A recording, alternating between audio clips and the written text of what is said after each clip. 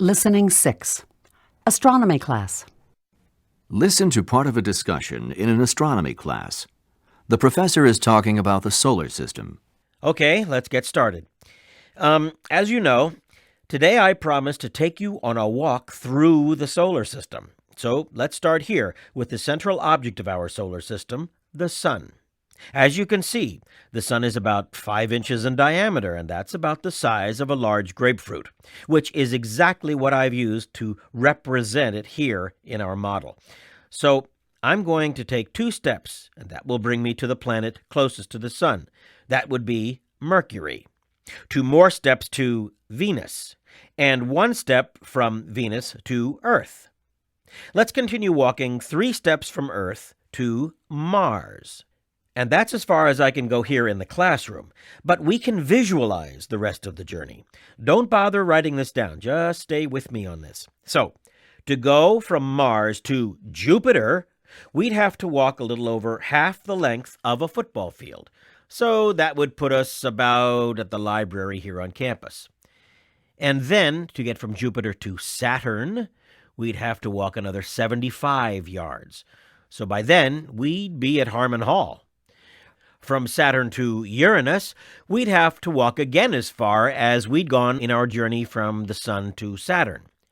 And so we'd probably be at the Student Union. From Uranus to Neptune, we'd have to walk the same distance again, which would take us all the way to the graduate dormitory towers. From Neptune to Pluto, another 125 yards. So we'd end up about 1/3 of a mile from this classroom at the entrance to the campus. Okay, that's interesting. But now I want you to think about the orbits of the planets in those locations. Clearly, the first 4 planets could orbit fairly comfortably in this room. But to include the others, we'd have to occupy an area of more than 6/10 of a mile, which is all the way from College Avenue to Campus Drive. Remember that for this scale, the sun is 5 inches, and most of the planets are smaller than the lead on a sharpened pencil. Okay, with that in mind, I want you to think about space. Sure, there are some moons around a few planets and a scattering of asteroids and comets, but really, there isn't a lot out there in such a vast area. It's pretty empty. And that's what I really want to demonstrate with this exercise. Now, it would really be even more impressive if you could actually make that walk.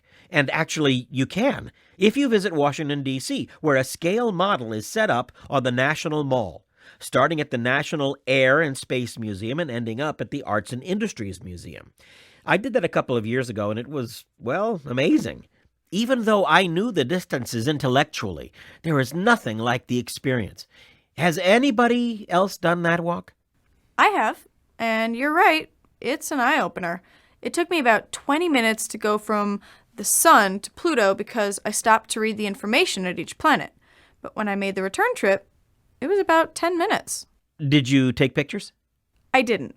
But, I don't think it would have captured it anyway. I think you're right. What impressed me about doing it was to see what was not there. I mean, how much space was between the bodies in the solar system. And a photograph wouldn't have shown that. So, back to our model. Here's another thought for you. The scale for our model is 1 to 10 billion. Now, let's suppose that we want to go to the nearest star system, the neighbor to our solar system. That would be the Alpha Centauri system, which is a little less than 4.5 light years away. Okay, let's walk it on our model. Here we are on the east coast of the United States.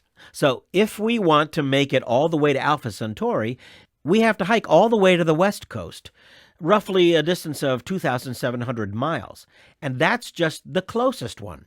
To make a model of the Milky Way galaxy would require a completely different scale because the surface of the Earth wouldn't be large enough to accommodate a model at the scale of 1 to 10 billion. Now, let's stop here for a minute because I just want to be sure that we're all together on the terms solar system and galaxy. Remember that our solar system is a single star, the sun, with various bodies orbiting around it. 9 planets and their moons, and asteroids, comets, meteors. But the galaxy has a lot of star systems, probably 100 billion of them, okay? This is important because you can be off by almost 100 billion if you get confused by these terms. Not a good idea. Okay, then. Even if we could figure out a different scale that would let us make a model of the Milky Way galaxy, even then, it would be challenging to make 100 billion stars, which is what you'd have to do to complete the model. How many would that be exactly? Well, just try to count all the grains of sand on all the beaches on Earth. That would be about 100 billion. But of course, you couldn't even count them in your lifetime, could you? If you'd started counting in 1000 BCE, you'd be finishing just about now, with the counting, I mean. But of course, that assumes that you wouldn't sleep or take any breaks. So what am I hoping for from this lecture? What do you think I want you to remember? Well, for one thing, the enormous distances. And the vast emptiness in space. That's good. I hope that you'll also begin to appreciate the fact that the Earth isn't the center of the universe. Our planet, although it's very beautiful and unique, is still just one planet orbiting around just one star in just one galaxy. 29.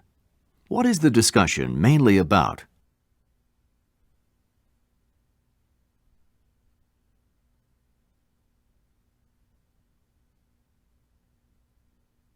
(30) Listen again to part of the discussion, and then answer the following question. And that's as far as I can go here in the classroom. But we can visualize the rest of the journey. Don't bother writing this down. Just stay with me on this. Why does the professor say this? Don't bother writing this down. Just stay with me on this.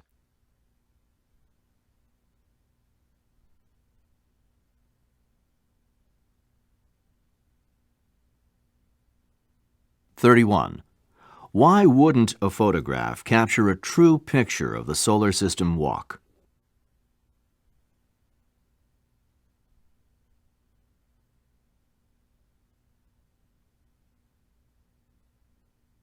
(32) How does the professor explain the term solar system?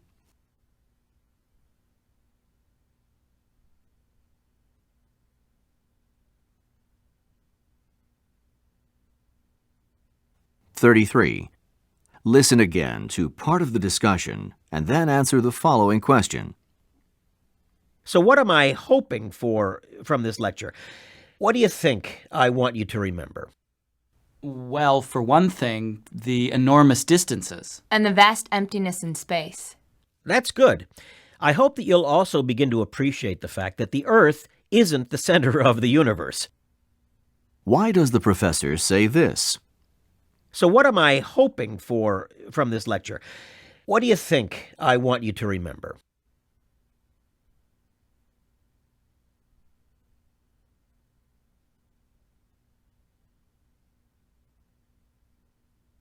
(34) What can be inferred about the professor?